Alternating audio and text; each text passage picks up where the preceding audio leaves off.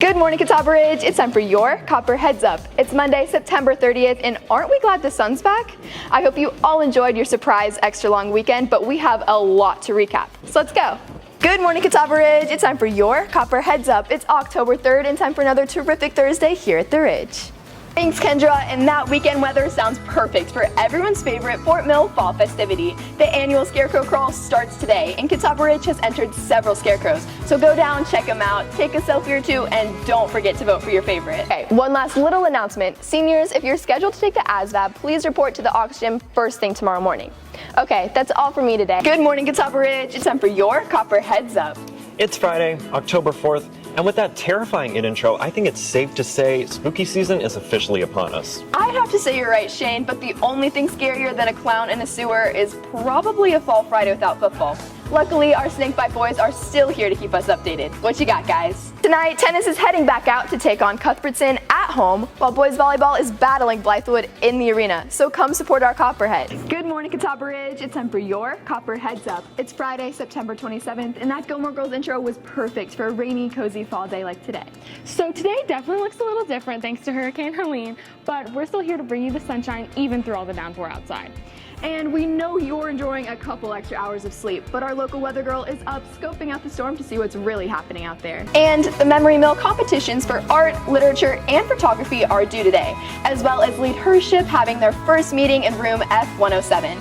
Okay, that's all for today. By now, we have all seen the images of the incredible devastation in the upper part of our state and western North Carolina. FFA has been gathering the donations from all of you and is still planning on taking these items up today, but they're still in need of more. Tonight, girls golf is teeing it off in Gaston, while girls volleyball and girls tennis are both away at Northwestern. And at home in the arena, boys volleyball is hitting it off also against Northwestern, so come and show out to support our guys. School has been in session now for over a month, and our phones now have to be locked away from 8:40 until 3:40. But has this ban been effective? Here's Hallie with more. Or if there happens to be a power outage, which might make e-learning a little more difficult. I'm definitely having some COVID shutdown flashbacks. But that's all we have for you on this wet and windy Friday morning. I'll be right back here bright and early on Monday. And cleanup is still going on in our area as well. Thankfully, the Greenway was spared from any major damages, and the trails are still open for a trek into nature.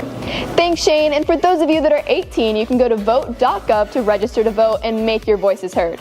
Well, that's all for me this morning. For CRN TV, I'm Maddie Kreider. And there's nothing like a small town in the height of the holiday season, because let me tell you, this place is popping. With everything from parades to alpacas, this is going to be a December day to remember, as it has just a little bit of everything for everyone. So we'll be traveling all over town, bringing you all the fabulous fun. And food. Yes, we know you're all about the food, but if you're more interested in the Greenway Winter Market, Or staying in downtown Fort Mill to experience the Main Street magic, we've got a lot to share with you. So, Maddie, are we staying outside for the whole show? Because it's like 4 degrees outside. Yeah, I can't feel my feet. But Kendra's over in Kingsley checking out all the holiday celebrations going on there, and I'm sure she's cold too. Kendra, you okay?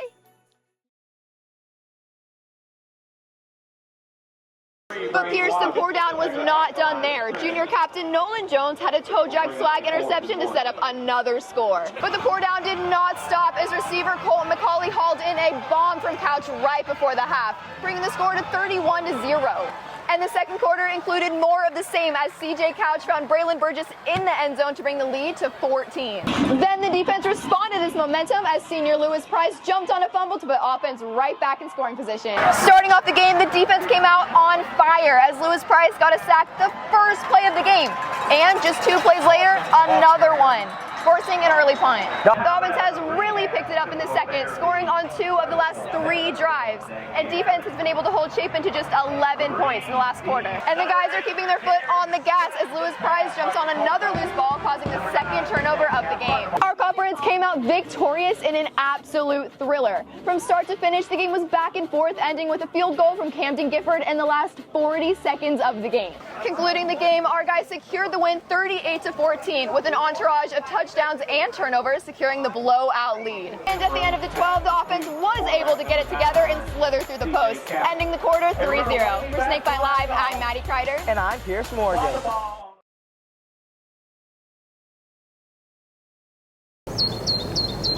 Tucked away in Iron Station, North Carolina, sits a small farm intent on making a big impact when it comes to both spirit and sustainability. For your eagle arms, elbows a little bit more up. After calling it quits on the typical suburban lifestyle, the Welsh family has spent the last 2 decades harnessing both the sun and some hoof power to create an eco-friendly environment that provides lasting benefits to the community and the creatures they care for. So neither of us grew up on a farm or raised animals or anything, and so we learned really quickly how important it was to maintain the property, which was a lot of work, and we also learned very quickly that we needed animals on the property to help us maintain it. And while the motivation to move to the farm was based on getting out of the hustle and bustle, they found some furry friends along the way that turned this pasture into their passion. We chose alpacas mainly because of their sustainable nature. They have soft padded feet, so they're very easy on the land. They nibble the grass, they don't pull it out by the root, so the grass stays really healthy. They are considered the most sustainable livestock animal on the planet for lots of reasons, and they grow a renewable, sustainable fiber product for us. The Welsh family collects the fuzzy fleece to make hats, socks, gloves, and even clothing, but that isn't the only monetary benefit. Alpaca yoga has taken over the farm, giving the peaceful pasture a fluffy Inhale, twist. we rise up, and exhale, we switch sides. We got enough inquiry about it that I got my friend that teaches yoga. I was like, hey, would you ever entertain trying this? And Good finding your she said sure, routine. and so I got a bunch of friends just to like try it, and the alpacas loved it. They absolutely loved it. Of a modified plank pose. Alpacas have a pretty unique temperament. They're very chill for the most part. They're a relaxed animal, but I tell people they're cautiously curious.